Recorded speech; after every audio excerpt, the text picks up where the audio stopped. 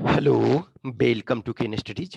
इस वीडियो में हम सीएपीएफ एसी 2020 के जो भी आप क्वालिफाई हुए हैं उनके हम डीएएफ से संबंधित चीज़ों को बताएंगे कि डीएएफ में क्या-क्या चीज़ों की ज़रूरत होती है। वो मैं एक कैंडिडेट जो सिलेक्टेड है, मैं उसका डीएएफ की मदद से आपको दिखाता हूँ। ऑब्वियसली है, उसके मैंने identification, roll number and all things मैंने हाइड किया हुआ है। लेकिन बाकी जो चीज़ें हैं, आपको क्या-क्या कॉलम है, ऑब्वियसली बात है, अब नेम है, तो नेम आपको ये पता चलना चाहिए ना कि नेम कहाँ लिखना है, बाकी आपको अपना देखना है। देखो, हम जो भी है आपको पूरी चीज़ों को प्रोवाइड कराएँगे। तो देखो ये बहुत सारे सेशंस जो हैं, वो आपके ओपन ही इसमें चलेंगे। कुछ जो लोग आप इंटरेस्टेड जो भी कैंडिडेट हैं कि हमें पर्सनलाइज्ड गाइडलाइंस चाहिए, तो पर्सनलाइज्ड गाइडलाइंस के लिए समथिंग यू हैव टू पे। और बाकी जो है हम अदरवाइज़ सारी चीज़ों को हम जितना मिनिमम हो सकता है बेयर मिनिमम वो हम आपको ये ओपन प्लेटफ़ॉर्म पे आपको रेगुलर बेसिस पे अपडेट करते रहेंगे, वो सारी चीज़ें हम अपडेट करेंगे आपको। और जिनको है कि हमें मॉक इंटरव्यू चाहिए, प्रिपरेशन चाहिए मीन्स कि सेपरेट लेक्चर्स चाहिए जैसे हम इसमें लेक्चर सीरीज भी चलाएँगे, तो देखो एक लेक्चर सीरीज जो होगा वो ओपन में होगा, एक कुछ जो सिलेक्टेड लेक्चर्स होंगे वो आप लोगों के लिए प्राइवेट होगा क्योंकि देखो प्राइवेट में बहुत सारी चीज़ें हैं कि जो हम डेटा जो है ओपन में हम सपोज़ आपको नहीं दिखा सकते हैं, ओपन वाले में नहीं दे सकते हैं, लेकिन जो जेन्युइन कैंडिडेट हैं, जो सिलेक्टेड कैंडिडेट हैं, जो रिटेन क्वालीफाई हैं, तो वो उनके लिए है, ठीक है? तो ये इसमें हम सिलेक्टेड कैंडिडेट की मदद से आपको हम दिखाते हैं कि डीएएफ आपका क्या है। देखो अभी और सारी चीज़ें हैं, तुरंत ऐसा नहीं है, 12th से आपको फ़ील होना स्टार्ट होगा, 12th से 25th तक चलेगा आपका। 12th से 25th तक तो अभी टाइम है आपका, तो फिर जैसे ही 12th को मैं आपको एक वीडियो फिर प्रेज़ेंट करूँगा और चीज़ें जैसे-जैसे हम रेगुलर आपसे अपडेट में रहेंगे, रेगुलर आपसे टच में रहेंगे, तो आप इस वीडियो को पूरे अंत तक देखो, ठीक है? तो ये देखो, ये फर्स्ट पेज है, तो इसमें क्या है आपका ये है जो भी देखो इससे पहले क्या है, आपको अपना एक यूज़र आईडी और पासवर्ड क्रिएट करना होगा, ठीक है? यूज़र आईडी और पासवर्ड देखो, आपके पास ऑलरेडी चूँकि एडमिट कार्ड जो आपका एडमिट कार्ड है, तो उस एडमिट कार्ड में ऑलरेडी आपके पास आरआईडी है, यानी कि रजिस्ट्रेशन आईडी, फिर रोल नंबर। देखो, सबसे पहले आपको रजिस्ट्रेशन आईडी मिलती है, वो जब आप पीटी का फॉर्म भरने लगते हो, तो यानी कि रिटेन का ये कह सकते हो, रिटेन का जब फॉर्म भरने लगते हो, तो उसी समय आपका जो है, वो आरआईडी मिल जाता है। उसके बाद फिर रोल नंबर आपको मिल जाता है, फिर आपका नेम है, ईमेल आईडी और ये मोबाइल नंबर। ये देखो ये ओरिजिनल डीएएफ का है, मैं पेज-पेज करके इसमें पुट किया हूँ। फिर आपका यहाँ नेम होगा, देखो नीचे हर पेज में देखो 1/7 पेज यहाँ है और 1 पेज समरी, इसमें टोटल 8 पेज इनके डीएएफ में था और मैं कुछ और जो कमिंग डेज़ में कुछ और डीएएफ में दिखाऊँगा डिफरेंट फॉर कुछ का जैसे है कि डिफरेंट कैटेगरीज़ में थोड़ा-सा डिफरेंसेस आते हैं, ठीक है? तो ये मैं जो कैंडिडेट दिखा रहा हूँ, तो उसमें मैं एक ईडब्ल्यूएस कैंडिडेट है, वो सिलेक्टेड कैंडिडेट हैं, मैं उनका दिखा रहा हूँ आपको। तो ठीक है, तो ये आपका जो है कि इसमें सारी चीज़ें रहेंगी, तो ये एड्रेस फॉर कॉरेस्पोंडेंस जहाँ आप एड्रेस दिए हुए हो वो, फिर आपका जो इसमें पोस्ट ऑफिस, सिटी ये सारी चीज़ें तो आप ऑलरेडी जानते ही हो। देखो ईमेल आईडी आपका यहाँ भी है, मोबाइल नंबर यहाँ भी है, तो ईमेल आईडी, मोबाइल वगैरह ये, फिर उसके बाद परमानेंट एड्रेस। अब देखो डेट ऑफ बर्थ आपका रहेगा, क्लेम्ड एज रिलैक्सेशन। अब जो ओबीसी में सपोज़ हो, OBC, SC, ST, ex serviceman जो भी हो तो उनके लिए होता है एज रिलैक्सेशन। अब जनरल कैंडिडेट या ईडब्ल्यूएस में एज रिलैक्सेशन का कोई मतलब नहीं। ओबीसी में भी ये है कि आप यदि 20 से 25 जो 20 से 25 के बीच में पढ़ रहे हैं, बल्कि वो आप कहीं से भी हो, जनरल हो, ओबीसी हो, एससी हो, एसटी हो, व्हाटसोएवर हो, तो आपको जरूरत नहीं है एज तो claimed age relaxation no. Nationality Indian, citizenship citizen of India आप है। जेंडर जेंडर अब जो भी है मेल फीमेल व्हाटसोएवर जो रहेगा। स्टेट ऑफ डोमिसाइल आप किस राज्य के निवासी हैं। मैरिटल स्टेट तो ये आपका अनमैरिड। और हर पेज में देखो आपका रोल नंबर रहेगा और यहाँ सिग्नेचर रहेगा वो आपका, ठीक है। अब नेक्स्ट कम्युनिटी, ठीक है, यहाँ कम्युनिटी आपका होगा। अब ये सारी चीजें कि यदि देखो candidates belonging to OBC but coming in creamy layer and thus not being entitled to OBC reservation should indicate their community as general. तो ये सारी चीज़ों को आप देखोगे कि जैसे जो कोई जनरल कैंडिडेट है, ये ओबीसी कैंडिडेट है, लेकिन ओबीसी कैंडिडेट में वो क्रीमी लेयर में है, तो क्रीमी लेयर है इसका मतलब है कि वो ट्रीट होगा ये जनरल के टाइप का, यानी कि उनको कोड नंबर 4 लिखना है। अब देखो जो candidate belonging to neither SC, ST, OBC communities nor EWS should write general, तो जो ना एससी में है, एसटी में है, ओबीसी में है और ना ईडब्ल्यूएस में है, तो वो जनरल होंगे। अब no change in the community status already indicated by candidates in his her application form for this examination will be allowed by the commission except in circumstances mentioned in the rule number 21। देखो जो ये क्या है कि जो form आप fill कर रहे थे, तो उस फॉर्म में आपने जो भी कैटेगरी दिया है उसी में आप रहोगे। In case you are a SC और एसटी और ओबीसी नॉन क्रीमी लेयर और EWS candidate upload a scanned copy of certificate in support of their claim, तो जो भी आप हो वो आपका ये बना हुआ होना चाहिए। तो देखो इसमें क्या था, ये आपका था 20th ऑफ मई 2019 के पहले का आपका ईडब्ल्यूएस वाला ये था। ठीक है ना? तो ये कह रहा है कि ये जो आपका है कि it should applicant that is prior to 25th 2019 and for EWS candidate it should be issued prior to 1st of August 2019। तो ये जो आपका है ये जो आपका ओबीसी वगैरह जो भी आप एससी एसटी हैं, तो जो फॉर्म का लास्ट डेट है उसके पहले का आपको बना हुआ ये होना चाहिए। ठीक है, नेक्स्ट आपका है candidate belonging to OBC non creamy layer will have to fill OBC proforma online. तो देखो ओबीसी कैंडिडेट के लिए जो ओबीसी परफॉर्मा होता है, तो वो भी मैं आपको कमिंग नेक्स्ट जो वीडियो होगा उसमें हम दिखाएंगे। मैंने बोला ना कि मैं कई इसमें आप डिपेंडिंग ऑन वो चीजों को आपको दिखाऊंगा। फिर है जो ये अब सर्टिफिकेट नंबर जो आपका एजुकेशनल ये सॉरी ये जो आपका है, जो आइदर आप जनरल में हो तब तो कोई इशू नहीं है, आप यदि ईडब्ल्यूएस ओबीसी एससी एसटी जो है तो उसका सर्टिफिकेट नंबर आपको देना पड़ेगा। फिर डेट ऑफ इशू किस डेट को इशू हुआ है, तो सपोज ये 5/7/2019 को। डेजिग्नेशन ऑफ इशूइंग अथॉरिटी, तो ये तहसीलदार था। Full address of issuing authority, ठीक है, ये आपका। फिर आपका है name of the caste as mentioned in the community, तो ये आप यदि कोई ओबीसी वगैरह हैं उस ओबीसी ये सब में एससी एसटी इसमें तो आपको कास्ट लिखना होता है। State your religion if you belong to schedule caste. अब देखो जो आपका शेड्यूल कास्ट है तो आपको रिलीजन मेंशन करना। इफ ओबीसी स्टेट क्रीमी और नॉन क्रीमी, यदि ओबीसी में है तो क्रीमी और नॉन क्रीमी यहाँ पे लिखना है। फिर है if you belong to any minority community, तो देखो जो भी माइनॉरिटी कम्युनिटी के बारे में दिया हुआ Muslim, Christian, Sikh, Buddhist, Zoroastrian, Parsi, Jain, यदि आप हो तो यस लिखोगे, यदि आप हो तो यस लिख करके जो लिखोगे, नहीं हो तो नो लिखोगे। अब do you possess the prescribed educational qualification, obviously आप एजुकेशनल क्वालिफिकेशन अब तक है तो यस लिखोगे, नहीं है तो फिर आपका तो कोई मतलब नहीं बनता, क्योंकि लास्ट डेट हमने ऑलरेडी बोला जो अपियरिंग कैंडिडेट हैं तो लास्ट डेट जब डीएएफ का हो तब तक आपके पास होना चाहिए। अब यदि यस है तो ऑब्वियसली आप फॉर्म तभी भरोगे, तो सर्टिफिकेट नंबर यहाँ लिखोगे, date of issue, designation of issuing authority और full address of issuing authority. अब देखो क्या है, if you do not possess the prescribed educational qualification as mentioned in rule 6 of examination, your candidature is liable to be cancelled। The proof of passing the requisite examination should be dated earlier than due date of detail, यानी कि डीएएफ जो भरने का last date होगा, यानी इसमें देखो आपका जो है 25th है, 25th फेब है, तो 25th फेब तक आपका डिग्री जो भी है, ऐसा नहीं है कि ओरिजिनल डिग्री आपके पास होनी चाहिए, लेकिन एटलीस्ट जो है आपका पास वो प्रूफ होना चाहिए कि आप पास हो चुके हो, प्रोविजनल से भी काम चलता है। अब do you have any educational qualification obtained from a foreign institution, तो ये है तो आपका नो आप ये लिखोगे, यदि नहीं है तो। अब ये देखो एजुकेशनल क्वालिफिकेशन, तो आप इसमें एजुकेशनल क्वालिफिकेशन में 10th 12th ग्रेजुएशन जो भी आपका है ये मिनिमम आपका है। अब कोई पोस्ट ग्रेजुएशन है तो आप पोस्ट ग्रेजुएशन का लिखोगे, यदि आपके पास एक्स्ट्रा है तो वो एक्स्ट्रा डिग्री लिखोगे, लेकिन ये मिनिमम है आपका, ग्रेजुएशन जो है मिनिमम रिक्वायरमेंट है।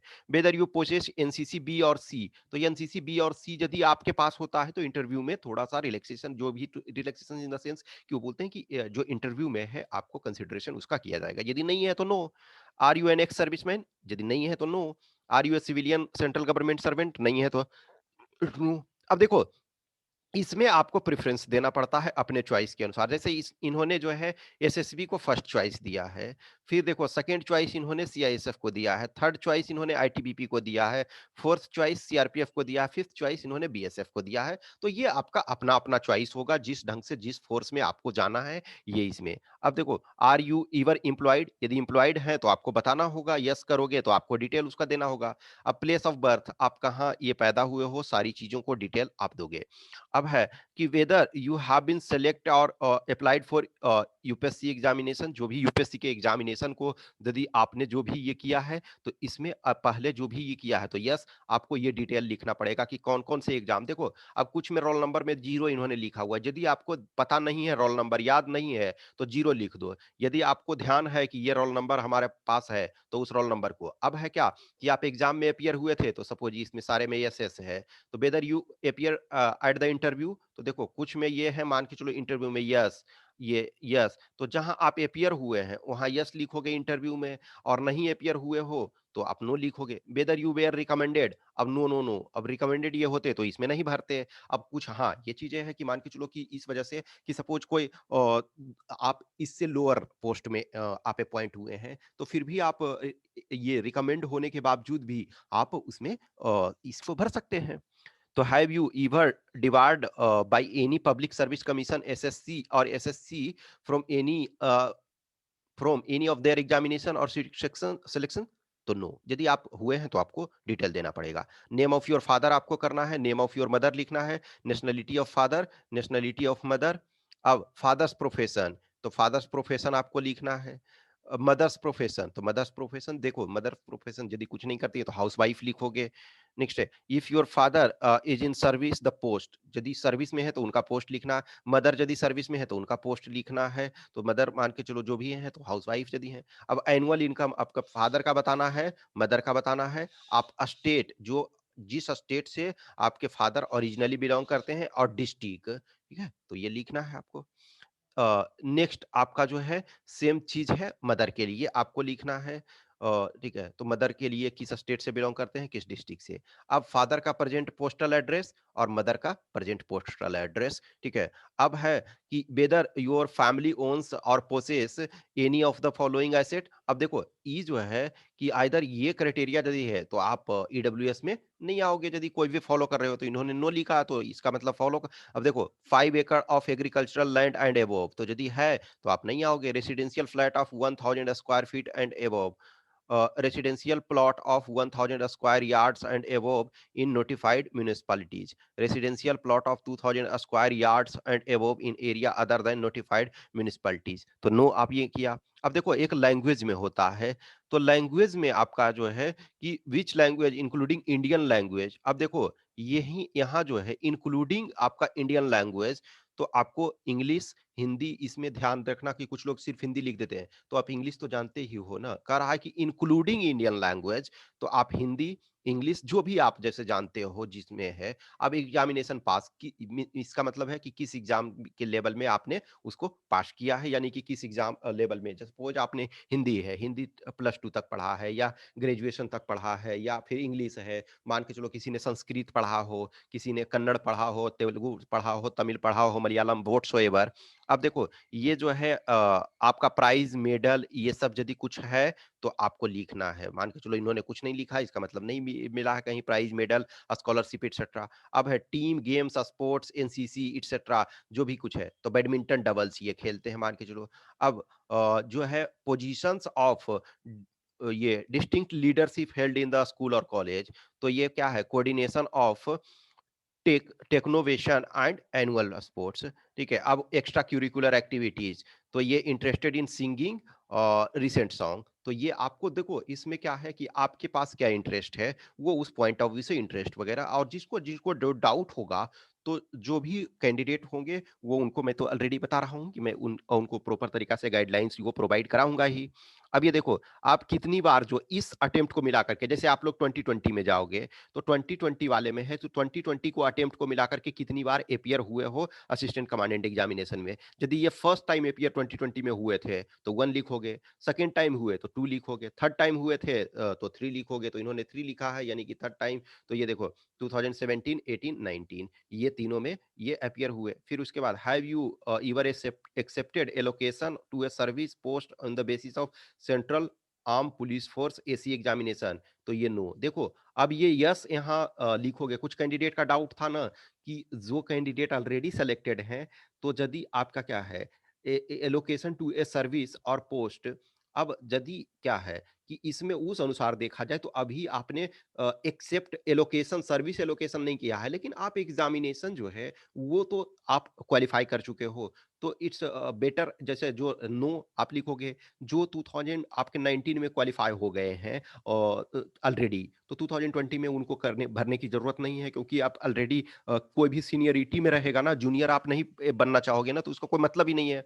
अब फोटो आईडी में जो आपने दिया है वो इन द सेंस मेनली आपका क्या है ना कि वो ऑलरेडी आप उस एग्जाम में दे चुके हो, रिटेन वाले एग्जाम में, यानी कि इनिशियली जब फॉर्म फिल कर रहे थे तो जो भी आधार कार्ड या जो कार्ड आपने दिया हो, PAN card, Aadhaar card, whatsoever.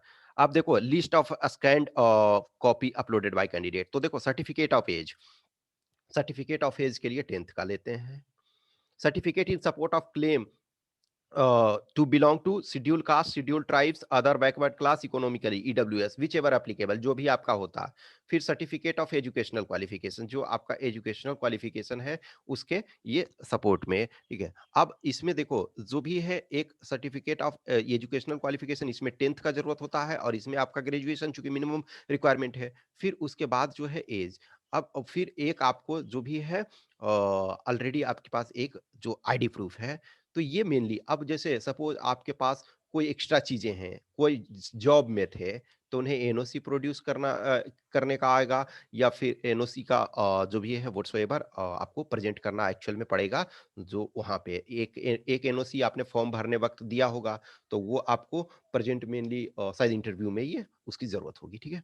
तो ये आपके जो है, फिर एक इसके बाद आपको डिक्लेरेशन फॉर्म पे साइन करना पड़ता है कि ये डिक्लेरेशन है जो भी है। जब आप ये जाओगे तो I hereby declare that all statements and entries made in the column 1 to 20 of this application are true, complete and correct to the best of my knowledge. तो ये आपका जो है कि ये होता है कि आपको एक्सेप्ट करना पड़ता है कि व्हाट्स एवर थिंग्स है वो आप उसके लिए लायबल हो, रिस्पॉन्सिबल। ये समरी सीट, देखो समरी सीट और जो डीएएफ में अंतर क्या है ना कि जो बोर्ड के चेयरमैन होंगे, चेयरपर्सन आपके होंगे, तो जो भी बोर्ड के चेयरपर्सन होंगे उनके पास जो है पूरा डीएएफ आपका होता है। लेकिन ये जो क्या है, ये समरी सीट है। तो समरी सीट आपका है, तो देखो रोल नंबर इसमें रहेगा, नेम ऑफ एग्जामिनेशन, तो सीएपीएफ मान के चलो ये 2019 का मैंने बोला ना कि ओरिजिनल इसका लिया मैंने, तो आपका जो है आप 2020 इसमें रहेगा, आपका नेम आपका रहेगा, डेट ऑफ बर्थ रहेगा, प्लेस ऑफ बर्थ रहेगा, इफ बोर्न इन इंडिया तो पोस्ट ऑफिस जो आपका है सिटी, टाउन, डिस्ट्रिक्ट। अब पार्टिकुलर्स, तो इसमें देखो ये आपका जो है यहाँ प्राइज मेडल वगैरह कुछ है, बैडमिंटन वगैरह जो भी आप ये इन्होंने खेला है, जो भी आप ये किए हो, फिर पोजीशन वगैरह जो भी एक्स्ट्रा करिकुलर एक्टिविटी और एजुकेशनल क्वालिफिकेशन। तो देखो ये आपका प्लेस, ये आपका एजुकेशनल क्वालिफिकेशन, जो ये सब है, तो ये आपके सारे मेंबर्स के पास होते हैं जितने मेंबर। लेकिन मेन जो डीएएफ आपका होता है वो एक्चुअली चेयरपर्सन, बोर्ड के जो है चेयरमैन जो भी हैं वो उनके पास होता है। तो ये आपका जो है एक डीएएफ है। और कुछ और मैं दूसरे कैंडिडेट्स का भी और इनकमिंग डेज में दिखाऊंगा, और जब 12 तारीख से आपका स्टार्ट होगा फिल होना, फॉर्म फिल होना, तो उस समय मैं आपको ये और वीडियोज जो भी है और कुछ भी क्वेश्चंस क्यूरी ये रहेगा क्लियरिटी, उस चीज़ के लिए आप हमें कमेंट बॉक्स या फिर हमें इस व्हाट्सएप नंबर पे, ठीक है ना, 8527146498 इस व्हाट्सएप नंबर, या फिर आप टेलीग्राम नंबर 7404909669 पे हम हमारे पास आप संपर्क कर सकते हैं, ठीक है। तो देखो इसमें क्या होगा कि जो भी है हम ओपन प्लेटफॉर्म में प्रॉपर चीज़ों को प्रोवाइड कराएंगे, लेकिन आपको डेडिकेटेड प्रिपरेशन यदि इसमें करना है तो आपको जो भी है हमसे संपर्क करें। और कुछ भी है कुछ आपको पे करना पड़ेगा, तो थोड़ा सा देखो लास्ट टाइम हमने 2019 का जो है हमने फ्री ऑफ कॉस्ट एवरीवन को प्रिपरेशन करवाया सारी चीज़ों को।